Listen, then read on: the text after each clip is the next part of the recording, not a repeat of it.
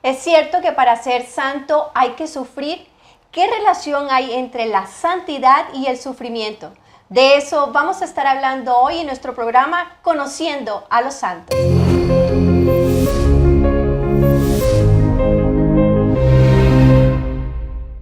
Bienvenido a su programa Conociendo a los Santos, y como pueden ver estoy aquí con mi compañera Paola y nuestro querido Padre Ossi, aquí para hablar desde un tema muy interesante. A ver, Padre Ossi, ¿de cuál santo vamos a hablar el día de hoy? Hoy vamos a hablar de uno de mis santos favoritos, San Juan de la Cruz. Este fraile que fue junto a Santa Teresa de Jesús los que impulsaron la reforma del Carmelo y fundaron los monasterios de los carmelitas descalzos. Y San Juan de la Cruz es bien interesante porque fue poeta, místico, sacerdote, fraile, y tuvo que pasar muchos sufrimientos para llegar a este nivel de santidad. ¿Es necesario sufrir para ser santo? Yo creo que la respuesta es sí. Ayuda. Mire, lo digo desde el punto de vista del sacerdote. Alguien pierde su trabajo, pide cita con el cura. Una mujer, su marido la engaña y la deja y se va a divorciar, cita con el cura. Detectan que tiene cáncer, cita con el cura. Se le muere un ser querido, cita con el cura. Quebró en la empresa y está en la quiebra, cita con el cura. Se gana la lotería, no vuelven donde el cura. Pero el Señor permite muchas veces el sufrimiento en nuestras vidas, es para que justamente nos acerquemos a Él y aprendamos a saber que sin Él no somos nada. Porque muchas veces me pregunto yo, ¿por qué la gente con tanto dinero también es tan infeliz? El dinero no es garantía de felicidad. La única garantía de felicidad verdadera es estar cerca de Dios. Y los santos lo han entendido. Entender quién fue San Juan de la Cruz es donde viene el centro de todo. Porque San Juan de la Cruz, como lo ha dicho el Padre, sufrió muchísimo. Una familia bastante humilde, pobre de verdad. De hecho, él no creció mucho en estatura. Llegó que al 1,60 m, algo así. 1,60 m. Porque no pudo desarrollarse muy bien, súper delgadito, bajito. Pero fíjense que eso no fue impedimento, como nos dice el Padre, para llegar a ese nivel de santidad. Y fue una santidad que lo ayudó mucho por ese amor. O sea, él el sufrimiento lo veía más como desde el amor, ¿no? ¿Sabe qué? Uno cuando está sufriendo no ve sino el sufrimiento. Punto. Pero lo acogió con amor, porque es lo que usted dice. Fue aprendiendo. Bueno, el demonio atacó mucho. Pero mire, por ejemplo, él a los 4 o 5 años queda huérfano de padre. Sus dos hermanos mayores, el mayor de todos, que tenía por ahí 9 o 10 años, muere y dicen que fue de inanición, de mala nutrición. Y él se va a desarrollar, y por eso Santa Teresa, cuando lo conoce, es curioso que a él lo ordenan sacerdote y va y celebra su primera misa, y en esa misa es cuando Santa Teresa de Ávila o Santa Teresa de Jesús lo conoce, y desde entonces lo llama a que participe en lo que se va a conocer la reforma del Carmelo. Es que los dos eran del mismo lugar, de Ávila. Sí, y entonces lo interesante aquí es que ella lo llamaba mi medio fraile, porque era muy bajito y muy flaquito. Entonces, era entender esto. ¿Quién fue San Juan de la Cruz? San Juan de la Cruz es venerado, respetado, seguido por la Iglesia Católica, la Iglesia Anglicana y la Iglesia Luterana, como un ejemplo a seguir. Él es considerado uno de los 36 doctores de la Iglesia Católica. Y muchas de sus enseñanzas para el cristianismo son fundamentales, porque él era místico, era poeta, mire, él nunca se graduó de bachillerato. Wow. Y eso es lo que siempre pasa con los santos, ¿no? Pues, o sea, el Señor los toma como ejemplo tan humilde, El Espíritu Santo trabaja de una manera en esa especie de ciencia infusa que vemos, por ejemplo, a Luisa Picarreta, la pequeña hija de la Divina Voluntad, que apenas hizo primero primaria, no más. A duras penas escribía su nombre y escribe los 36 volúmenes de la Divina Voluntad. ¿Y qué manera, Ahora, de qué manera, no? Padre, ¿se podrá decir que el Señor escoge a los más chiquiticos para dejar una huella más grande o ocasionar más impacto, por así Claro, decir? escoge a lo peorcito. Yo soy ejemplo de él. Somos todos. Entonces, ¿por qué? Porque él no cogió, entre sus 12 apóstoles, no cogió ningún fariseo experto en ciencias, en letras, en Biblia, ni ningún escriba, ni ningún... Porque no. es más fácil llegar a Claro. ese nivel después de tener tanto background. pero- Cuando tú dices San Pedro, te imaginas un hombre versado. No, San Pedro era un pescador, También. con un nivel cultural muy bajo, y así eran la mayoría de los apóstoles.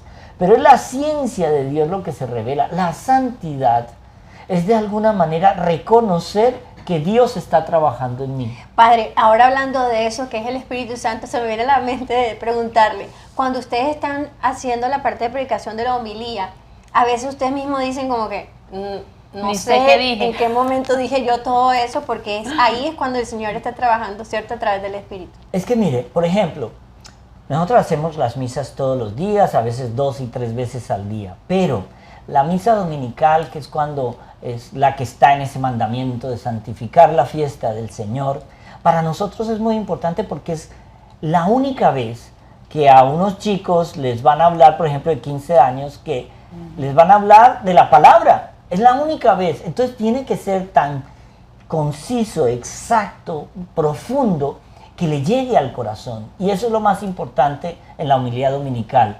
Pero también la homilía de cada día tiene que ser preparada. Pero muchas veces uno hace exégesis, uno se va y estudia la palabra, hace la lección divina, profundiza y la prepara. Hay veces que yo llego, siempre termino de escribirla el sábado, la que va a ir el domingo en la homilía. Pero normalmente, si yo hago el domingo 2 o 3 misas, cada misa es diferente. Cada una sale una cosa que uno se preparó. Claro. El error está en no prepararse, porque el Señor dijo que iba a dar esa ciencia difusa, pero también Hay que ponerle su tiene parte. que poner uno de su parte como sacerdote. Qué hermoso. Entonces, San Juan de la Cruz va a escribir libros bien importantes que tú me preguntabas ahora. Sí, bueno, sí, La Noche Oscura. Pero antes de irnos a esos libros, Padre, la doctrina, ya que estamos hablando, ¿cuál en sí entonces era la doctrina, o cuál fue la doctrina, o cuál es, verdad? Porque Ajá. se mantiene, de San Juan de la Cruz. Bueno, la doctrina es siempre la El misma. amor del- La iglesia, la doctrina de la Iglesia católica, apostólica y romana. Digo, Eso no pero se- como que lo que él más se basó, porque lo que leí esto, él habla mucho del De la sufrimiento, y por cruz. eso hablamos de la noche oscura, Sí. porque él sufrió muchísimo, y por eso hablamos del amor y del sufrimiento. O sea, ¿cómo Sí. es la relación ahí? Es que, mire, yo traje aquí el libro, estas son las obras, si ustedes la pueden conseguir, se llaman Vida y Obras de San Juan de la Cruz. Aquí hay algo bien interesante que ha servido mucho para la vida cristiana. Aquí sí no importa la religión o la corriente cristiana que tú sigas, porque esto lo siguen todos. Y es como el Señor, a través de él le revela una cosa. El cántico espiritual. Mire, el cántico espiritual son alrededor de unos 30 poemas que cuando él está en La cárcel. en la cárcel, a él lo meten a la cárcel los mismos carmelitas por la reforma. Increíble. Y dura 8 meses en unas condiciones infrahumanas. Pero lo lindo de esto es que él en la cárcel compone el cántico espiritual. Pero como no le dan dónde anotar, él se los aprende de No. memoria. Imagínate, tú te aprendes de memoria 30 poemas que le construyes al Señor. Y luego ese cántico espiritual es lo que se va a llamar luego, las explicaciones de eso se va a llamar la subida al Monte Carmelo. La subida al Monte Carmelo le enseña al alma cómo irse abandonando y dejándolo todo por el Señor. Llegar a la cúspide de la contemplación y luego bajar en esa felicidad del Espíritu. Pero déjeme que yo le quería mostrar algo para que entiendan cómo es ese proceso, ya que estamos hablando de santos. Dice, lo primero que tenemos que tener nosotros es una noche activa de sentido. Ten en cuenta que estamos hablando de los sentidos, el oído, la vista, el tacto, cómo nos entra la palabra del Señor a nosotros. Luego viene la noche activa del Espíritu. Es como yo estoy empezando a trabajar mi espíritu a través de lo que me está entrando por los sentidos. Luego, en esa noche activa del Espíritu, vamos a hablar primero del entendimiento y luego vamos a hablar de la memoria y la voluntad. Ahí fue donde lo guardo todo. Claro, juega un papel Claro. fundamental. Entonces, cuando yo ya estoy llegando a la cumbre, es cuando yo voy a entender qué es la noche oscura de sentido. Si he tenido una noche activa de los sentidos, yo empiezo a anularme, empiezo a perderme en el Señor. Pero dice aquí, la noche oscura, que es el centro de la vida espiritual de San Juan de la Cruz, dice, yo tengo que empezar a vivir una noche pasiva de sentido, morir a los sentidos, para que entre más yo muero a los sentidos, más crezco en la vida espiritual. Ah, espérame, que es que yo había entendido que la noche oscura era ese momento de sufrimiento cuando uno cree que Dios está contra uno, porque le está yendo tan mal, pero tan mal, que ve todo tan difícil y Señor, ¿qué pasa? ¿Por qué me tratas así? Entonces pensé que esa era la noche oscura de él. Es que mire, y por eso él, entonces... Lindo eso. Cuando nosotros nos damos cuenta del sufrimiento, siempre pensamos, no hay... Miren, les cuento el caso de una mujer que tenía 4 hijos, inmigrante, se mató toda la vida limpiando casas, limpiando oficinas, limpiando todo lo que podía para darle la carrera a sus hijos. Esta mujer, cuando ya prácticamente había dado la carrera a sus hijos y ya les había dado un futuro, vivían todavía todos juntos, su hijo mayor con 28 años, muere de la noche a la mañana de un infarto. ¡Bomba! A los 3 meses, su segundo y tercer hijo tienen un accidente de tráfico y mueren.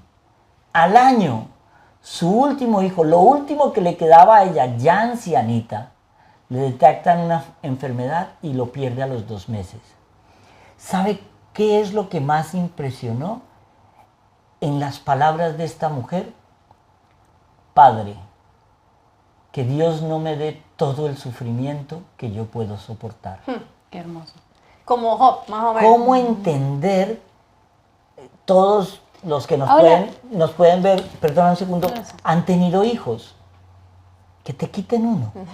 Pero esta mujer sola en la vida, a los 80 y pico de años, el Señor le llevó 4.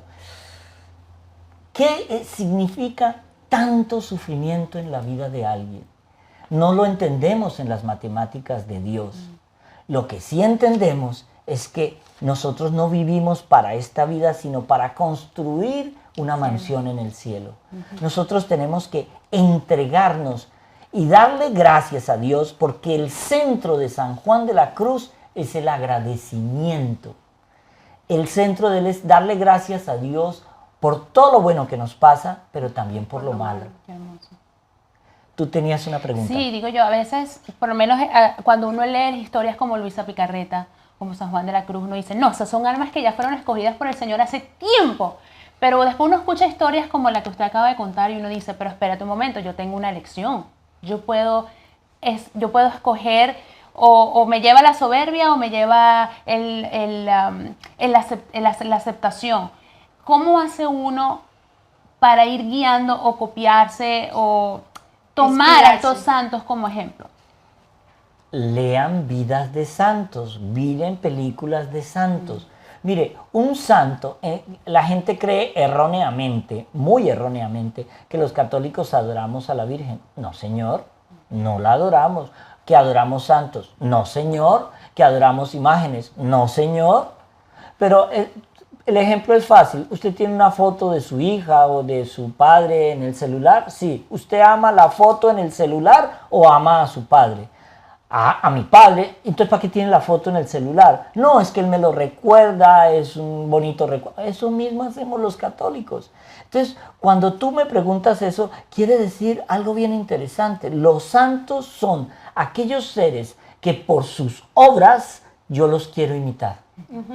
Por sus ejemplos yo los quiero imitar. Y tú te identificarás con unos santos de la pureza, unos santos del sacrificio, unos santos de la entrega a los pobres, al trabajo. Entonces, ahí es cuando entendemos nosotros el papel que juegan los santos. Y los santos están mencionados a lo largo de todo el Antiguo Testamento y de todo el Nuevo Testamento. Y ahora, actualmente, siglo XX, podemos dar... 21. Bueno, también pero quería empezar por el 20, San Pío de Pietrelcina. Bueno, también ahorita recién el beato Carlo Acutis, que fue recientemente este año. También está Conchita Cabrera de Arminia, que también es una señora, mamá, viuda. Tuvo 8 o 9 hijos. 8 o 9 hijos. Y escribió unos libros tan hermosos a los sacerdotes. Y también José María Escrivá, del Opus Dei. Teresa de Calcuta, santos sobran. Lo que hay es que, bueno, y que no están tan lejanos, o sea, no estamos hablando de San Juan de la Cruz, que fue en 1500 algo. Sí. Pero padre, una cosita, porque hay algo que yo anoté que me llamó mucho la atención, y es que Juan de la Cruz dice que nada en el amor es oscuro o destructivo, pero por quienes somos y por la purificación que necesitamos, se experimenta el amor como oscuro. Porque es bien interesante. ¿A ti te duele que a un niño en África le peguen y lo torturen? Ah, hombre, sí, pobrecito. Pero si ese niño es tu hijo, el amor se vuelve ahí, el talón de Aquiles que nosotros tenemos. San Juan de la Cruz era un místico. ¿Qué es un místico? Un místico es una persona que a través de su experiencia espiritual empieza a tener... como fenómenos especiales de su relación con el Señor, como locuciones, visiones, inspiraciones. Y ese fue San Juan de la Cruz. Pero ojo, aquí hay que ir con mucha prudencia, porque lo primero que recomienda San Juan de la Cruz es niégate eso, porque si es de Dios, se manifestará solo. Pero si no es de Dios, el demonio utiliza esos fenómenos para confundir. Mire, por ejemplo, la Virgen de Fátima. La Virgen de Fátima en 1917 fue un fenómeno. Pero si ustedes se ponen a ver en las hemerotecas, los periódicos de los siguientes 2 a 6 meses allá en Portugal, hubo más de 200 apariciones a niños de la misma manera. ¿Por qué? Porque el demonio quería confundir. Y yo confundo, y entonces la verdadera pierde toda su dimensión y validez. Y cuando dice negarse a sí mismo, ¿a qué se refiere? A decir, no, Dios no me da esto, o humildad, ser privado, ¿no? Y no... ¿a qué? Es recogerlo para uno mismo. Okay. Ya está. Los dones que el Señor regala son dones para compartir, no son dones para ni especular, ni creerse mejor que los demás por hacer esto. Mire, al rey Salomón le dijo, serás el hombre más sabio en la historia de la humanidad. No ha habido, no hay y no habrá nadie más sabio que tú. Pero aún siendo sabio, cometió un pecado muy grande. Por amor a sus concubinas, que eran extranjeras de Egipto y de Saba, permitió que pudieran hacer estatuas de demonios dentro del templo de Jerusalén. Wow. David, que el Señor lo ungió como rey de Israel, que le dio todo el poder y logró hacer de Israel una gran potencia, cometió el error cuando mandó a un soldado para que muriera para él quedarse con su esposa. El hecho de que te den un don no te garantiza la santidad. La santidad hay que seguirla buscando toda la vida. Padre, y todos tenemos un don. Todos. Todos nacimos con uno o más dones. Entonces, no es algo que tampoco está muy lejanos a tenerlo, ¿cierto? O sea, no. Es algo como... Mire, alguien explicaba muy bien, Santa Brígida, que ella se centró mucho en las almas del purgatorio. Hay mucha gente que pregunta, ¿pero el purgatorio está en la Biblia? Solo en el Antiguo Testamento está unas 180 veces. No más. No más. Y no miremos ahora el Nuevo Testamento. Está ahí, está ahí. La Iglesia Católica se apega como sanguijuela a la palabra, no sale de ahí. Y es eso lo que permitió que Santa Brígida, también como mística, recibiera eso de que, bueno, espérate,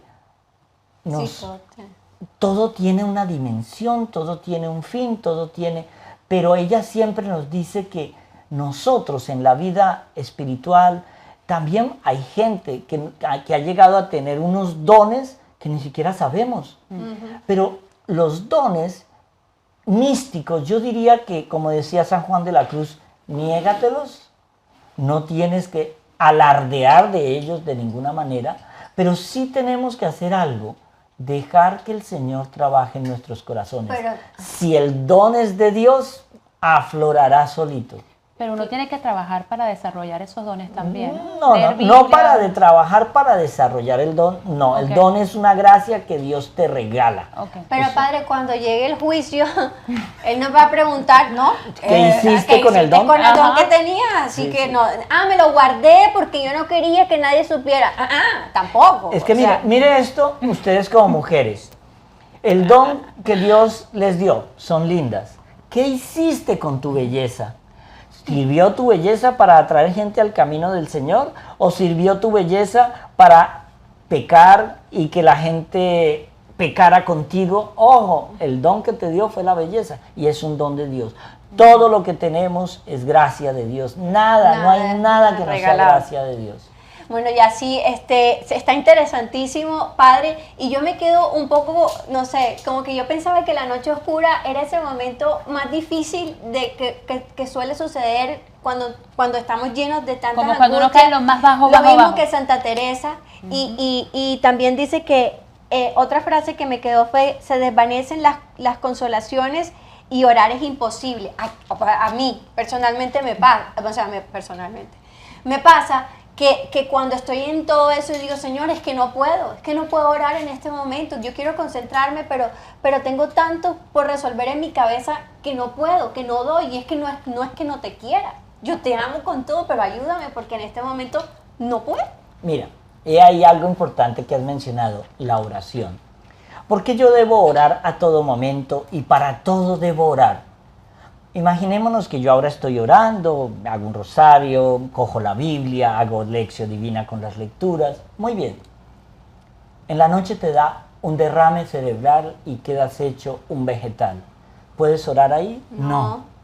Pero las oraciones que has hecho antes te van a servir para ese momento de prueba. Porque vas a entender, por eso el cristiano entiende el sufrimiento de una manera diferente al ateo. Porque para el ateo todo ha muerto, ya no hay esperanza. El cristiano siempre tiene esa esperanza en la vida eterna, en la vida futura. Porque Cristo, quien ha vencido a la muerte, también nos sacará a nosotros de la muerte. Y es ahí cuando entendemos que la oración profunda llega a momentos muy importantes. Y es cuando en la subida al Monte Carmelo, pasando estas etapas de la renuncia y de la negación, llegamos nosotros a una palabrita lindísima que se llama la consolación. Qué hermoso. Mire que los estados místicos profundos en los cuales Santa Teresa, prácticamente sobre ella se acuñó el término de del éxtasis, lo que quiere representar es esa entrega profunda del alma a Dios, en el cual se abre una puerta en la cual la comunicación ya es directa con el Señor, casi que palpable. Qué curioso que el demonio en el siglo XX, para hacer una pastilla que activaba todo lo que era el pecado sexual, llamó a esa pastilla éxtasis. Porque el demonio quiere copiar todo, pero cuando estamos hablando del éxtasis de Santa Teresa o del mismo San Juan de la Cruz, estamos hablando de esa comunicación profunda, de esa comunicación trascendente con el Señor. Por eso se dice, en lo que pude leer, que él le encantaba el silencio para como aislarse y así poder concentrarse en la oración. Claro, es que estos frailes, la reforma del Carmelo hizo que los carmelos calzados, como los llamaban, lo rechazaran, porque ellos estaban pidiendo renuncia total de todas las posesiones, renuncia total de méritos, de honores, de glorias, renuncia, para poder entender que es en la renuncia mía, en la renuncia de los sentidos, donde mi espíritu empiece a crecer. Que es lo que Qué dice bonito. Luisa Picarreta, o sea, abandónate, saca tu voluntad humana para que pueda entrar voluntad divina. Sí, había un ejemplo muy bonito que decía, ¿qué es abandonarse en la voluntad del Señor? Es que te inviten a una piscina olímpica a las 2 de la mañana, Y lanza. éntrate a la piscina, súbete al trampolín más alto a oscuras sin saber que hay agua en la piscina y tírate. Eso es abandonarse uno del todo en el Señor. Y va y vea después usted lo que pasa y es verdad que es lo más hermoso que le puede suceder, de verdad que uno tiene que tener esa esperanza y esa llamita porque todos pasamos por esos momentos de sufrimiento. San Juan de la Cruz es conociendo a los santos como es este programa y seguiremos conociendo más santos, pues nos ha dejado una enseñanza y precisamente también pues en el mes de diciembre que se celebra su día, el 14 de diciembre, y qué bonito que Padre, que gracias por darnos esta enseñanza acerca de Juan de la Cruz.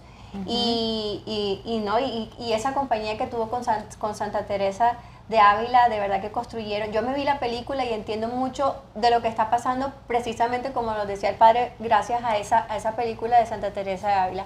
Mira, déjame decirte, solo quiero leer uno de los poemas de la Noche Oscura de San Juan de la Cruz.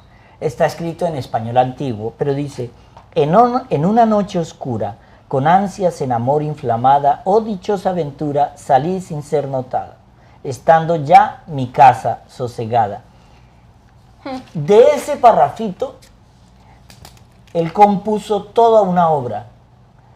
Por eso se llama La subida al Monte Carmelo y el cántico espiritual, porque era de poemas donde él empezaba a hacer una especie de exégesis y análisis de cada poema que a él le inspiraba. Y por eso es que hay un dibujo muy famoso, que lo pueden buscar en internet, se llama El Monte de Perfección, que es cómo llegamos nosotros a través de esa oración y entrega y abandono profunda en el Señor, a tener ese espíritu de perfección que nuestro Señor Jesucristo nos enseñó en el Monte de los Olivos, en esa última oración en Getsemaní. Ese abandono total en la voluntad del Padre, cuando Él dice, Padre, no se haga mi voluntad, no se haga como yo quiero, sino como tú quieres. Ahí era donde quería llegar, exactamente. Ahí está el mayor ejemplo que nos dio Jesús en esa subida también al monte, ¿no? Esa es. Muchísimas gracias por acompañarnos en esta oportunidad. Estamos ahí cocinando otras cositas y ya pronto pues se las dejaremos saber. Muchísimas gracias por estar aquí con nosotros. Este será el primero de muchos. Por favor, no se pierdan, sigan sintonizando. Tendremos mucho contenido para ustedes y lo hacemos con mucho cariño, que es lo importante, de verdad. Muchas gracias por apoyarnos, por confiar y bueno, Padre. No, yo quiero darle gracias a este equipo Ay, que sí, tenemos. tienen que verlos. Carlos y Román. que son ese equipo que quieren llevarle esto a ustedes para que nosotros entendamos lo que es la conversión. Conversión no es hacer un giro tonto de 360 grados, es hacer un giro hacia Dios. Y es un giro, no es horizontal, es de la tierra al cielo. Eso es lo que es un giro de conversión en la vida. Y también lo que decía Luisa Picarreta, empezar a entender los giros del alma. Yo los bendigo en la divina voluntad en el nombre del Padre, del Hijo y del Espíritu Santo. Amén.